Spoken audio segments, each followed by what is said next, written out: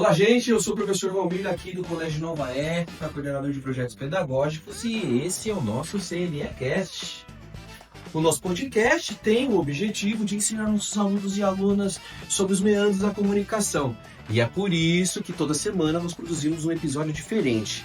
Agora você vai conferir o Diego Laranjeira, que é gerente de SRE e que vai contar um pouco para nós da sua experiência. Fique ligado, bom episódio. Tchau! Oi, gente, estamos aqui para mais um episódio do CNEcast, recebendo o nosso querido Diego Laranjeira para falar sobre mais um pouquinho sobre tecnologia. E é isso. Boa. Bom, para começar, eu quero saber sua trajetória, como você entrou nessa área. Legal, vamos lá. Eu comecei na área com 17 anos, né? Na verdade, um pouquinho antes, eu já tinha um pouco de interesse ali em mexer com alguns equipamentos eletrônicos, montava, desmontava ali, principalmente telefone na época, né? E computadores. E isso foi despertando uma curiosidade muito grande, assim, em mim, de saber como funcionava, né? Como tudo aquilo ligava e conseguia proporcionar um monte de coisa ali pra gente naquela época.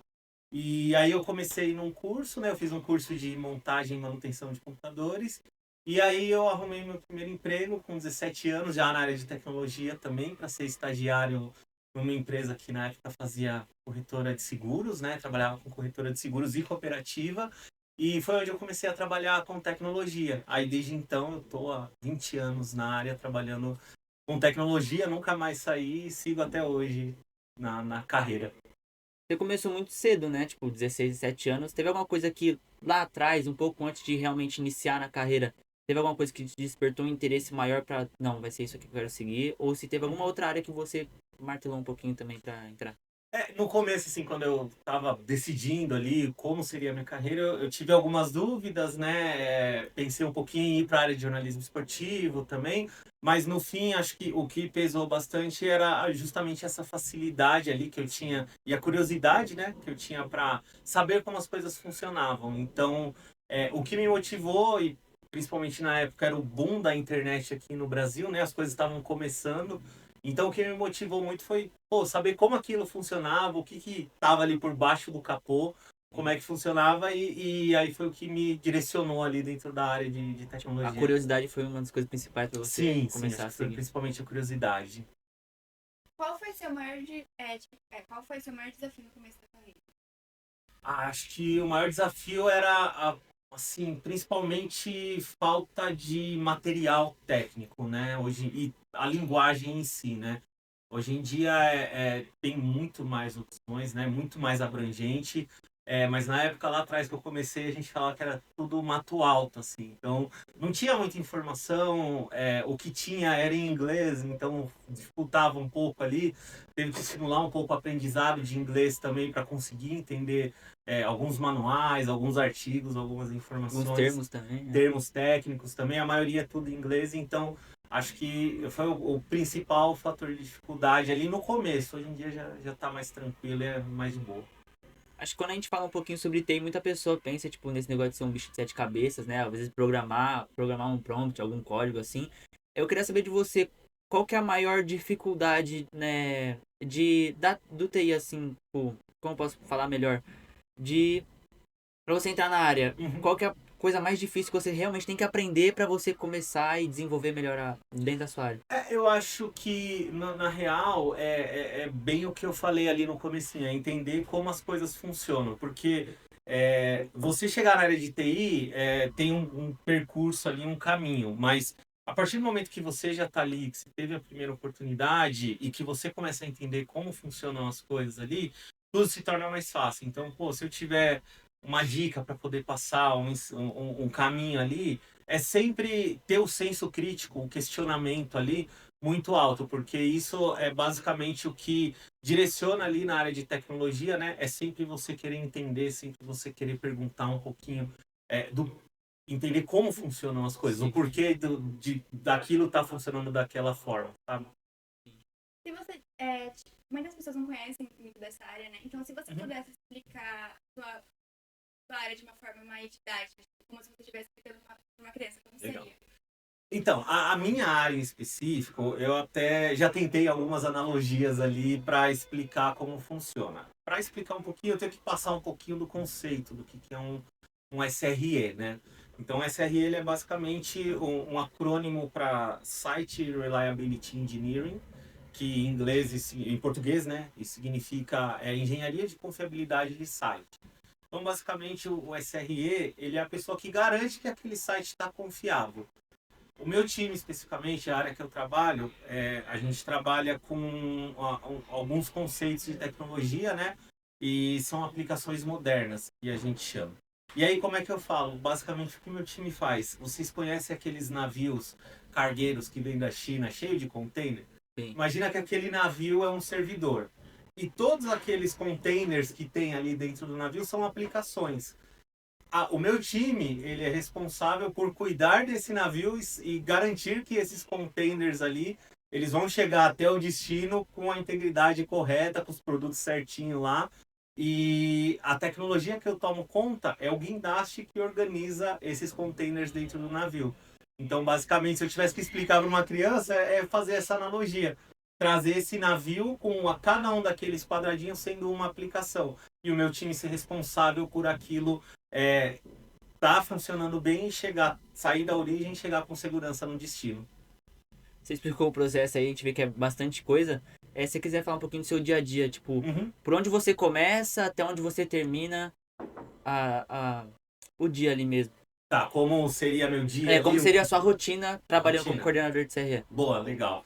Bom, basicamente, eu começo o dia ali, a primeira coisa que a gente faz é olhar para ver se está tudo bem, se não tem nenhum incidente, se não tem nada alarmando. A gente trabalha muito com antecipação de problemas. Então, basicamente, o meu time, quando chega um problema para a gente resolver, a gente tenta resolver o mais rápido possível para não deixar impactar o cliente final. E quando a gente fala em instituição financeira, é justamente o cara tá ali no aplicativo do banco dele e ele conseguir fazer tudo que ele precisa. De um Pix até um investimento ou algo nesse sentido. Então, o meu dia basicamente começa vendo se está tudo em ordem. Agora a gente começa a endereçar algumas coisas que a gente tem com o time.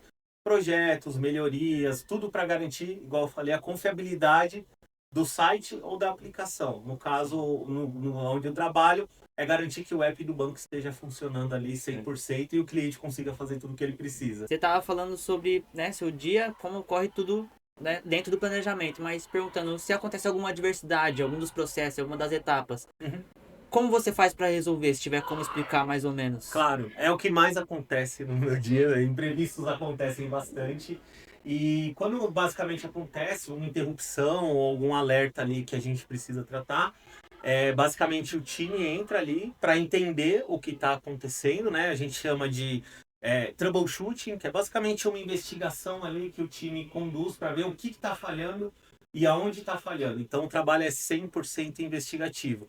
E a ideia é a gente ver ali, baseado em logs, métricas e sinais que a gente tem configurado, onde é que está acontecendo a falha. Pode ser uma falha no banco de dados, pode ser uma falha de comunicação, e aí a ideia é a gente atuar o mais rápido possível para corrigir esse problema, para causar o menor impacto possível para o cliente. O que mais surpreende as pessoas quando você fala com quem trabalha? Eu acho que é basicamente isso que eu conversei um pouquinho no começo, que é saber como as coisas funcionam, né? Porque é simplesmente você fazer um Pix, você abre o seu celular ali, você põe a chave Pix, e tem todo um processo por trás disso, tem todo um mecanismo que roda ali por trás disso. E quando você começa a levantar o capô e explicar para as pessoas o que acontece, isso normalmente gera bastante surpresa, porque normalmente o pessoal não tem dimensão do que tem por trás para rodar um sistema financeiro, né? Para deixar um banco funcionando. Imagino que seja muito difícil, mas já que você puxou, eu queria pegar esse gancho também. Você podia explicar pra gente o que acontece por trás quando a pessoa faz um Pix? Claro, eu consigo explicar sim.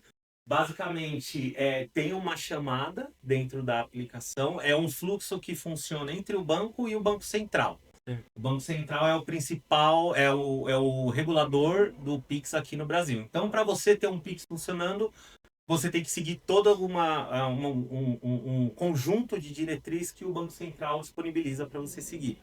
Mas, basicamente, o Pix ele funciona com um sistema de mensageria. Igual você troca no WhatsApp, Sim. Só que imagina que a aplicação do banco está mandando um WhatsApp para o Banco Central e falando, ó, o Diego está tentando fazer um Pix para a chave tal. E no Banco Central tem uma base de dados, que é onde tem essas chaves Sim. que são armazenadas. Então a minha chave está lá.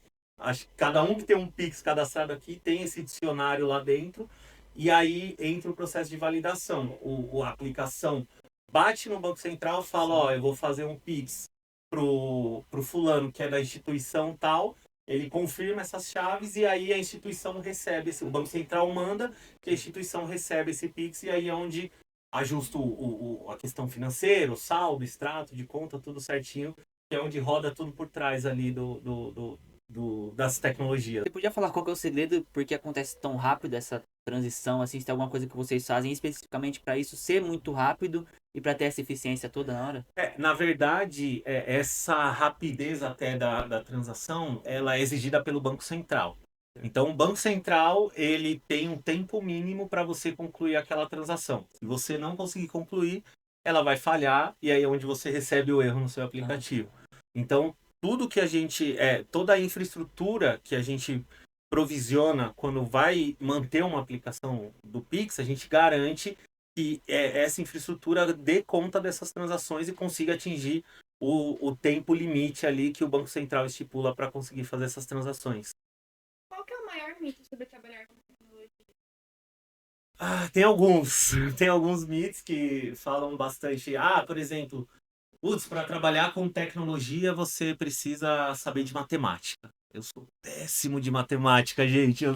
Eu tenho uma dificuldade enorme. E acho que é um dos principais mitos assim, que eu escuto. Para saber bastante de matemática. Óbvio que ajuda bastante, né? Principalmente para alguns cálculos que você precisa fazer. Mas não é nada que, nossa, vai te impedir se você não for muito bom ali ou não tiver muita intimidade. Também tem outro mito que falam bastante, tipo, para começar a trabalhar com tecnologia, tem que ser uma pessoa, tem que ser novo. Não, tem pessoa, hoje em dia tem programas que justamente reforçam essa inclusão de pessoas mais velhas ali no mercado de trabalho. Então, hoje em dia tem muita gente com 40 a mais, 50 a mais entrando no mercado de tecnologia. E esse é um dos maiores mitos que, você precisa ser novo para trabalhar com tecnologia. Acho que são esses dois, assim, que eu consigo puxar de bate-pronto. Quando eu te fiz a pergunta até dos medos, né, que algumas pessoas têm, eu acho que é exatamente disso, mano. Já vi muita gente falando sobre medo de, eu tenho que ser muito bom em matemática pra fazer, mas na verdade, pelo que você tá explicando, Não. nem é alguma coisa Óbvio que a você sabe. matemática é uma das Ajuda bases, muito, né? né? Ajuda, mas assim, não é obrigatório você saber de matemática. Quando a gente tava falando do sistema, tem alguma forma, tipo, que garante que nada vai quebrar, que nada vai dar errado, assim, na hora, assim, que você tá fazendo? Tentativa e erro. Não tem muito segredo. Assim, normalmente, quando a gente quer garantir que alguma coisa vai dar 100% certo, principalmente em setor financeiro, assim, a gente testa muito. Então, tem ambiente de desenvolvimento, tem ambiente de homologação, que aí são ambientes que a gente usa para quebrar mesmo. Precisa implementar um recurso novo de alguma aplicação, a gente testa exaustivamente. Justamente pra ver se vai dar o erro, né? Exato. E mesmo quando a gente vai aplicar para o ambiente de produção, que é o ambiente que o cliente efetivamente usa, tem todo um processo amarrado por trás disso, passa por diversas aprovações, não é só o Diego que vai lá e fala, não, eu vou implementar alguma coisa. Eu tenho que apresentar para um comitê que analisa o que é que eu vou implementar. Se eles autorizarem, todo mundo der o de acordo, aí eu consigo fazer a implementação. E já aconteceu de algo dar errado? O aplicativo parar, sei lá, travar, parar... Igual o Pix. Quando todo mundo tá usando, o que acontece? Já aconteceu, acontece, é raro, mas acontece sempre. Mas, assim, basicamente a gente tem um protocolo que é como se fosse um protocolo de emergência. A gente chama de War Room, é como se fosse uma sala de guerra, né? E a gente junta as pessoas que são responsáveis por resolver um problema quando acontece dentro dessa sala de guerra para tratar esse problema. Então, igual você comentou, deu um problema no Pix. O Laranjeira vai entrar, o time do Laranjeira vai entrar, o time de redes, todas as pessoas que cuidam desse ecossistema, eles se juntam para identificar, para investigar, identificar e resolver ali onde está o problema. Isso dentro do menor tempo possível para gerar o menor impacto possível para o cliente. E pode acontecer, tipo, do Pix ficar um tempo fora do ar? Pode. Tem que ser resolvido muito rápido. Pode acontecer, acontece bastante. Quando acontece, tem perda financeira também para o banco, por isso que é muito. A gente trata com muito cuidado e muito carinho ali para evitar qualquer tipo de problema, mas eu mesmo já enfrentei alguns problemas ali. Normalmente, quando tá fora, geralmente acaba sendo porque o Banco Central tem um papel ali essencial no funcionamento do Pix. Em alguns momentos é problema no Banco Central, em outros momentos é problema nas instituições financeiras mesmo.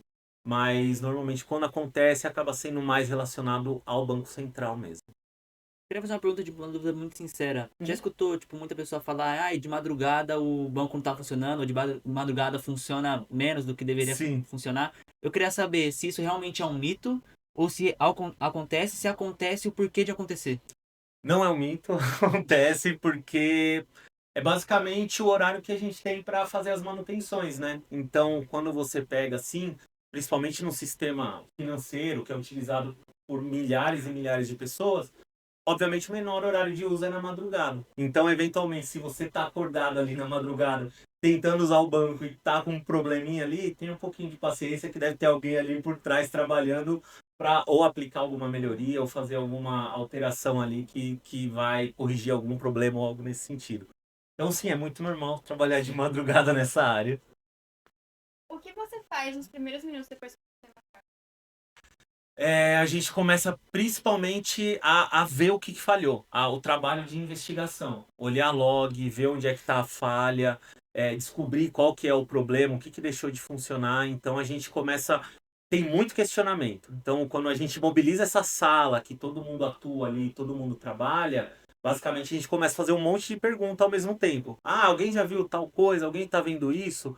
E aí a galera vai responder e a gente vai traçando um caminho ali para identificar onde está o problema. Então, basicamente, nos primeiros minutos é um monte de perguntas sem respostas e que a gente vai tentar descobrir as respostas.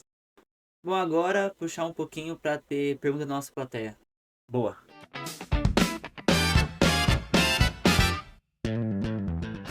Oi, Diego, eu queria te fazer uma pergunta. Você falou que tem horários assim de madrugada em que o banco meio que dá uma caída para fazer manutenção. E como hoje em dia está tendo muito avanço da inteligência artificial, eu queria saber se hoje nas empresas é utilizado isso nessas manutenções ou ainda é por pessoas mesmo um serviço feito manualmente. Boa pergunta, cara. Hoje a inteligência artificial é um assunto muito, muito forte na área de tecnologia. A gente tem muito mito também falando a respeito de inteligência artificial, alguns empregos e tal. Eu não acho que é para tudo isso, tá? Acho que a inteligência artificial ajuda muito, principalmente no caráter investigativo, como você falou ali, no momento de incidente, para você olhar um log ali com mais assertividade, ter um direcionamento mais rápido. Nesse sentido, eu acho que a inteligência artificial auxilia bastante e traz bastante resultado positivo. Agora, no sentido de, tipo, fazer exatamente o que um analista faz, o que uma pessoa, um desenvolvedor faz ali, eu acho que ainda vai um tempinho e não sei se isso pode ser uma realidade, tá? Acho que tem bastante coisa aí no meio do caminho, ainda bastante água para passar por baixo dessa ponte.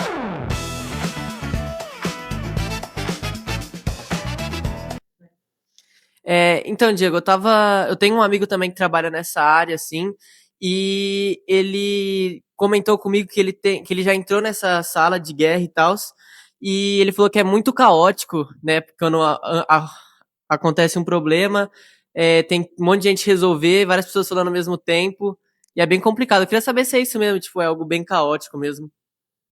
Normalmente quando a gente entra numa sala de guerra assim, é uma situação bem crítica mesmo, tá? Então, obviamente tem níveis de problemas, né? Então nem todo problema é tão crítico assim, mas já teve problemas assim que eu passei, sei lá, 3 madrugadas acordado ali tratando. Então realmente é uma situação com bastante pressão ali, né? Com bastante questionamento e principalmente acho que todo mundo ali no intuito de resolver o problema. Então, realmente é algo que tem que ter um pouquinho ali de resiliência para conseguir tratar bem.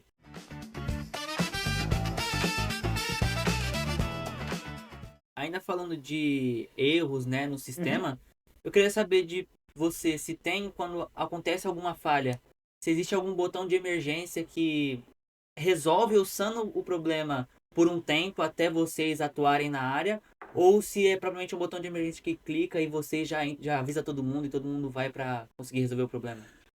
Assim, um botão de emergência que resolve, acho que é o sonho de todo gestor de tecnologia, mas infelizmente não tem. O que tem é esse alerta, que todo mundo acaba se mobilizando ali, né? E a gente começa esse trabalho investigativo. Óbvio que se tem alguma coisa ali que a gente já conhece, já sabe ali que, putz, é um erro repetido, tem mais facilidade ali para fazer a tratativa, mas infelizmente ainda não tem Mas esse... até acontecer o problema, por exemplo, o problema tá acontecendo, a falha tá no sistema.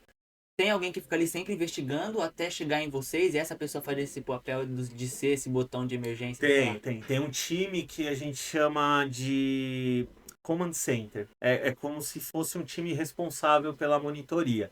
Então tem uma sala lá dentro do banco que é basicamente uma parede repleta de TVs, assim, né? E todas essas TVs têm todas as monitorias de todos os sistemas do banco. Então, alguma coisa ficou vermelha naquela parede ali e a gente vai ser acionado por algum motivo. Então, mudou de cor ali, a Não é um gente... bom sinal. não é um bom sinal. Esse é o botão de emergência.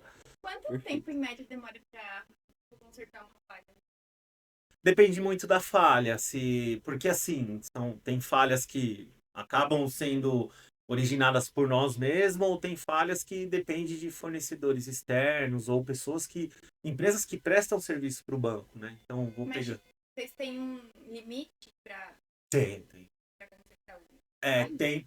Tem um acordo que chama SLA, que é Service Level Agreement, que é o acordo de nível de serviço.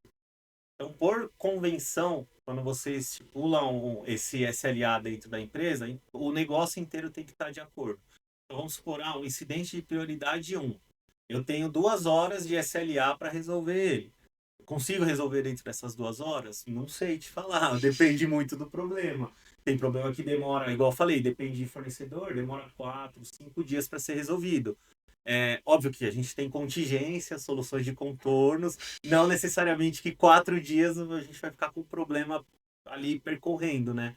Então, normalmente a gente tenta resolver dentro desse acordo, desse período acordado. Normalmente dá, mas tem um ou outro caso que acaba estendendo um pouquinho mais. Você acha que na área a tecnologia ela tá ficando mais segura ou ela tá mais vulnerável? E se você puder aprofundar um pouquinho mais naquele tópico que você chegou a entrar sobre ter substituição da IA no trabalho, se você puder entrar um pouquinho mais para saber se realmente tem como a inteligência artificial tomar conta do que você faz. Uhum.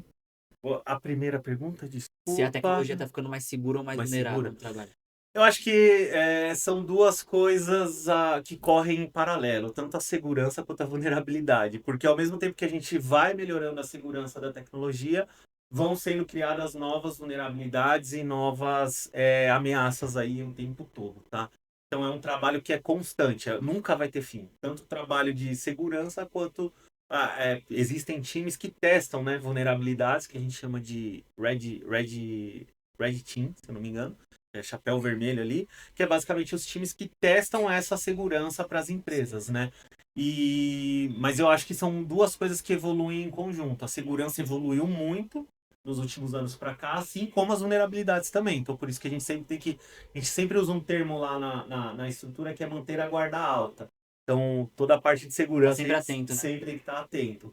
E relacionado à inteligência artificial, eu entendo que a inteligência artificial ela é um meio e ela não pode ser um fim. Eu acho que ela tem muito potencial para ajudar, basicamente, muito profissional de tecnologia, ou todo profissional de tecnologia, mas eu não acredito que a IA vai ser responsável por uma estrutura inteira, porque eu acho que, acima de tudo, tanto empresas quanto a tecnologia em si é feita por pessoas, né? Sim. Eu acho que não sei se existe algo que vá substituir efetivamente um ser humano ali atuando. Você usa bastante inteligência artificial no seu trabalho? Muita, bastante. Basicamente, uma das metas lá esse ano é a gente conseguir viabilizar todo mundo utilizar a inteligência artificial. Tem alguma habilidade que você usa na área que você acha mais importante, que todo mundo deveria ter ela, sabe? Saber ter controle do que faz? Eu acho que, obviamente, que o desenvolvimento técnico é muito importante, mas eu acho que a área de tecnologia, acima de tudo, ela é muito carente de profissionais que saibam se comunicar bem. Eu acho que, tecnicamente, você pode ser o melhor cara, se você não conseguir vender aquela ideia de uma maneira que seja entendível para outra parte, ou que a outra parte consiga captar, você não fez o seu trabalho ali 100%, sabe? Então acho que, obviamente que além do técnico tem muito trabalho, muito estudo, mas eu acho que o principal ali que falta muito na área são pessoas que saibam explicar e se comunicar assim de uma maneira legal e que seja entendível dentro dos termos complexos que a gente trabalha. Como você vê um futuro de um SRE? Em que sentido? Não sei, Como assim? futuramente, tipo, como você se vê no futuro? Eu acho que assim, o SRE, ele é uma metodologia, né? Não é um cargo, não é. Eu acho que é algo que acho não, foi desenvolvido pelo Google, né? Uma metodologia que foi colocada ali a princípio dentro do Google e depois se expandiu ali por diversas áreas. Eu acho que é um modelo que já está bem maduro, mas tende a continuar evoluindo conforme os desafios forem acontecendo. A tecnologia ela é um ramo muito dinâmico. Então, até, sei lá, 5 anos atrás eu era DevOps, hoje eu sou SRE. Amanhã eu não sei se eu vou ser SRE 2, enfim, ou qual que vai ser o novo modelo que vai ser aplicado. Então, eu acho que tende a continuar evoluindo esse modelo de SRE. Não sei se muda de nome ou não, mas eu acho que constantemente vai ser uma evolução, né, para a gente chegar sempre na melhor confiabilidade ali para os sistemas ou para os produtos que a gente toma conta. Falando dos setores, você podia falar pra gente se tem algum setor que é mais importante do que outro, ou se tudo funciona em conjunto, sabe? É uma engrenagem que puxa a outra, e se fosse pra montar um pilar, o que estaria na base e o que estaria no topo pra funcionar? Uhum. Você diz dentro de um ecossistema, assim, igual, sei lá, eu trabalho no Isso. banco, como é que é a da base Exatamente. Tá bom. Cara, eu acho que assim, a base de tudo é a infraestrutura mesmo, né? Se a gente for dividir por camadas assim, a camada 0 é a infraestrutura, camada 1 é a parte de servidores e tal, e a camada 2 ali é a parte de aplicação. Então, é onde o desenvolvedor coloca a aplicação dele e tal, e deixa ali para o usuário poder acessar, né? Então, acho que são essas 3 camadas que a gente tem ali. Que tipo de pessoa se dá bem na sua área? Sim, você precisa gostar de tecnologia, de administrar servidor, mas... Eu acho que assim, a pessoa que ela tem curiosidade, ela tem vontade ali de praticamente resolver problemas, né? Atuar ali em ambientes que tem uma criticidade muito grande, acho que é bem legal. Acho que é algo bem importante ali que acho que eu consigo identificar ali na área. Você recomendaria para os jovens a carreira, porque a gente tem muito um papo que TI é a profissão do futuro, Uhum. tudo mais. Você acha que quanto mais pessoas, melhor entrando na área? Sim, eu acho que principalmente é algo que a gente tem muito. Desculpa, eu bati no microfone sem querer. É algo que a gente tem muito hoje, é uma deficiência de profissionais qualificados na área. Por incrível que pareça, fala-se muito que é uma área que paga bem, e realmente tem salários um pouco diferenciados, mas ao mesmo tempo falta muito profissional qualificado. Então, eu mesmo como gestor, eventualmente eu tenho dificuldade para achar profissionais qualificados para trazer para a estrutura. Então, quem é jovem, quem está começando agora no mercado, tem possibilidade ali de aprofundar e quiser ir para a área de tecnologia, a área de cloud, a área de programação, de infraestrutura, é um campo muito grande e a gente precisa muito de profissionais a todo momento ali para essa área. Então, invistam, foquem, estudem, porque vai ser muito bom para o futuro de todos. Puxando esse gancho, você acha que a faculdade é essencial ou você acha que dá pra aprender sozinho? Eu acho que a faculdade dá uma base muito boa, principalmente para quem não tem esse conceito. No meu caso, eu vou usar o meu caso de exemplo. Eu já trabalhava na área e depois que eu fui fazer a faculdade. Então eu já tinha uma base muito grande ali, pelo menos ali no primeiro, segundo semestre, e foi bem tranquilo para mim. Mas eu acho que é bem importante fazer. Tem diversas faculdades aí, diversos institutos que a FIAP, o IBTA, a própria Impacta ali. Eu posso falar nome de pode, tá bom. Que são grandes faculdades ali no mercado de tecnologia e formam profissionais incríveis também. E tem uma abrangência de curso ali, desde desenvolvimento até a parte de infraestrutura, que é muito legal. Você sabe explicar pra gente como funciona um plantão na sua área? Sei explicar assim. Basicamente é assim, a gente termina o horário comercial, né? E aí a pessoa ela fica ali disponível para a empresa. Ah, esse time que tem a parede lá forrada de TV, mudou uma Sim. cor ali, 2 horas da manhã, a galera vai ligar ali no telefone, vai puxar o telefone, ligar e acionar a pessoa que tá de plantão. Então, assim, você tá, obviamente que você recebe por isso, né? Mas você fica disponível ali para a empresa por aquele período de tempo. Na minha área, normalmente é uma semana, e você fica disponível para poder atuar. Uma semana 24 horas? 24 horas. Você já perdeu muito sono trabalhando? Já perdi algumas Só pela risada da madrugadas. Paula, né?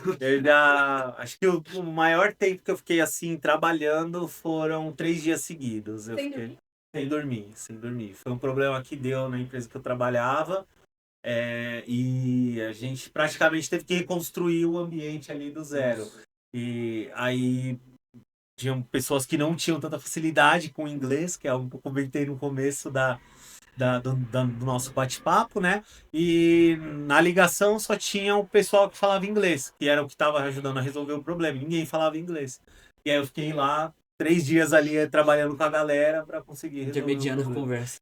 Intermediando e atuando, né? Porque você Sim. acaba entrando no problema ali. Não tem E jeito. como que você conseguiu desligar a cabeça depois dos 3 dias? É difícil. É difícil. Primeiro que assim, na verdade, como eu já tava 3 dias sem dormir, então foi muito fácil dormir, né? Eu apaguei. Mas depois você fica bem cansado, bem estafado assim. Você precisa de um tempinho pra dar uma respirada, tranquilizar e recuperar as energias. Fala um pouco também de como é separar essa vida de trabalho, né? A vida profissional com a sua vida pessoal. Tipo, como você percebe que é a hora de desligar ou você fica 100% antenado o tempo todo? Esse é um desafio muito grande na área de tecnologia, porque como a gente trabalha assim nesse ritmo 24/7 ali e tal, muito crítico, às vezes você acaba não sabendo como dosar muito bem, né? Então, você tem que, assim, você tem que saber dosar bem, você tem que saber se policiar bem, porque se deixar, você vai embora, ficar trabalhando até 7, 8, 9 da noite, porque é o que eu sempre falo. Trabalho vai ter independente do dia. 24, se quiser trabalhar 24 horas por dia, vai ter trabalho 24 horas por dia. Não acaba nunca. Então você tem que saber dosar bem ali para conseguir balancear isso muito bem ali e não prejudicar. O que te motiva a continuar nessa área? Eu acho que o desafio e o impacto que você causa ali nas pessoas, né? Então, poxa, é muito legal saber que eu sou responsável ali por manter uma estrutura que atende praticamente o Brasil inteiro ali funcionando. Então, e garantir que isso funcione bem, né? Então, acho que é muito legal você saber que você tem essa responsabilidade e acho que também formar pessoas, né? Como eu saí da área técnica e fui um pouquinho mais para a área de gestão, você acaba tirando um pouquinho a mão do técnico, né, e direcionando mais pessoas. Então é muito gratificante você ver quando tem uma pessoa que você começou a trabalhar ela desde do começo da carreira e você vê a evolução dessa pessoa é algo bem gratificante. Quando a gente tava falando de falhas, né, no sistema, aí eu queria falar um pouco sobre a estimativa de tempo que vocês têm pra arrumar. Porque como você falou, teve um dia que você passou 3 dias em claro, assim, pra arrumar um problema. E tendo essa noção do problema, como você acha que isso concilia na vida de pessoas, né? Porque você falou, tocou no tópico da paciência, né? Sim, sim. Como você acha que isso afeta e concilia na vida das pessoas que estão precisando usar daquele sistema, mas na hora, no momento, não tem como, vocês estão arrumando? E o que a pressão influencia nisso? O começo seria como é que é a parte... Você tava falando de passar dias em claro. Sim. Como que é, tipo, essa pressão no total de você saber que tem pessoas que estão precisando usar um sistema e dar entendi. com essa paciência, dessa pressão de você precisar arrumar? Assim, a pressão, a área de tecnologia acho que é meio que anda em conjunto, assim, com pressão, né? Então, são os temas muito críticos que a gente toma conta. Eu acho que o principal ponto, num cenário assim, que você tem, de, tipo, tá tudo fora, é você ter a resiliência, né?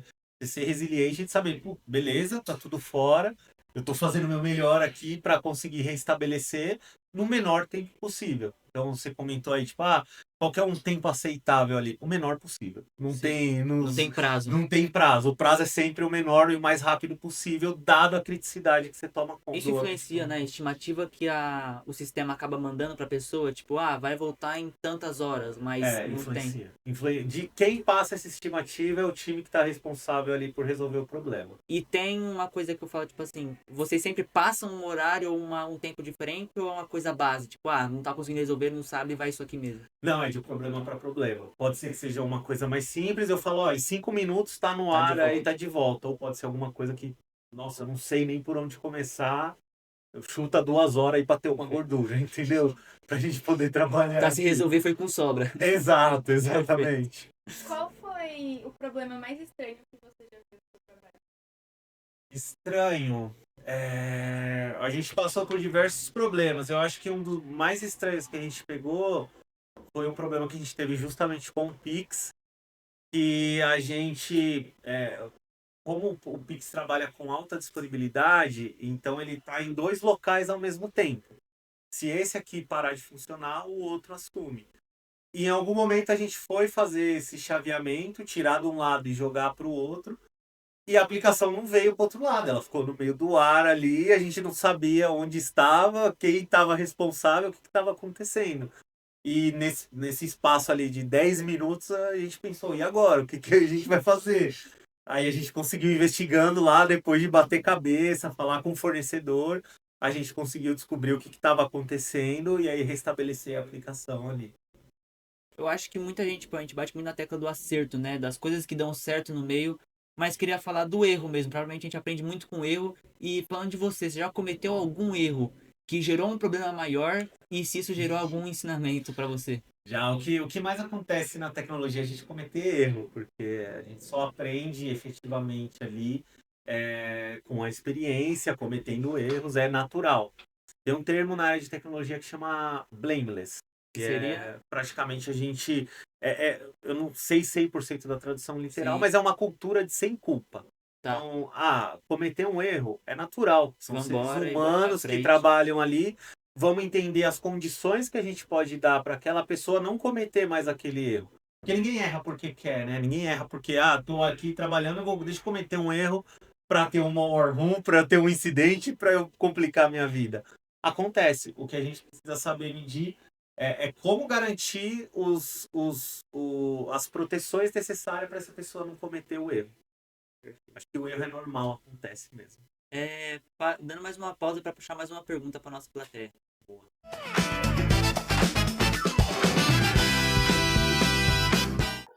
Diego, eu tenho uma pergunta para você que é pela sua experiência, né, nessa área.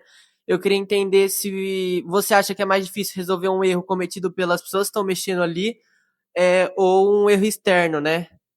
Ou se é muito relativo, tipo, tem os dois muito difíceis, os dois muito fácil. Eu acho que acaba sendo um pouco relativo, porque, como eu falei, tem erros e erros, né? Então, às vezes pode ser um erro simples, que a pessoa executou ali alguma coisa por engano e a gente precisa corrigir. Erro externo normalmente acaba sendo um pouco, entre aspas, mais fácil, porque aí foge um pouco do nosso domínio. Então, por exemplo, eu tô com um problema na transação do cartão de crédito porque a operadora do cartão não está respondendo. Aí, beleza, eu só comunico os clientes que, a gente está com problema na operadora e não é nada relacionado com o banco. E aí a operadora acaba resolvendo. Obviamente que quando é um fornecedor externo, a gente entra num papel muito mais de cobrança e acompanhamento. Quando é um problema interno, aí a gente é o executor mesmo que vai resolver aquele problema.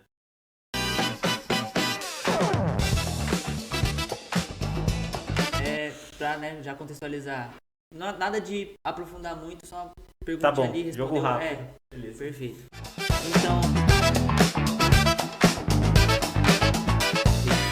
Então, vamos lá, pra começar. Se você pudesse definir o seu emprego em uma palavra, como você definiria? Desafio.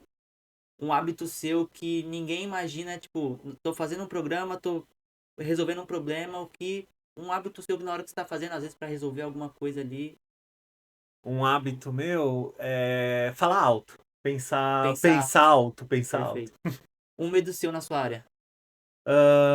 O Pix fica fora. Brincadeira. Um acidente grave. Um sonho que você ainda não teve a oportunidade de realizar. Na minha área ou pessoal, Pessoal, como um né? Pode todo? ser. Eu acho que sair do país, assim, fazer uma viagem pra Europa, acho que é legal. Uma pessoa que te motiva pra você seguir em frente. Minha esposa. Perfeito. Tá aí, ganhou ponto, hein? Falou pra ganhar ponto. Se você não trabalhasse com tecnologia, o que você faria? Provavelmente jornalismo esportivo acompanhando o Palmeiras.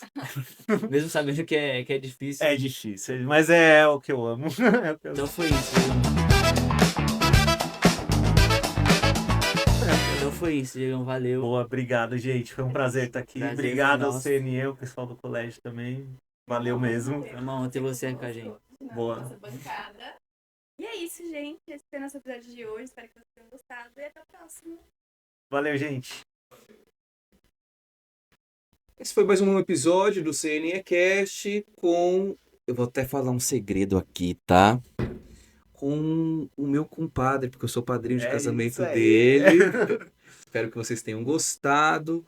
O CNEcast é um projeto pedagógico aqui do Colégio Nova Época, produzido por mim, professor Valmir, pela minha amiga Paula Alessandra também, e pela agência Mova, que é dos nossos estudantes. Então, muito obrigado, Diego, pela sua presença, pela sua contribuição aqui no nosso programa. E até mais, gente. Tchau.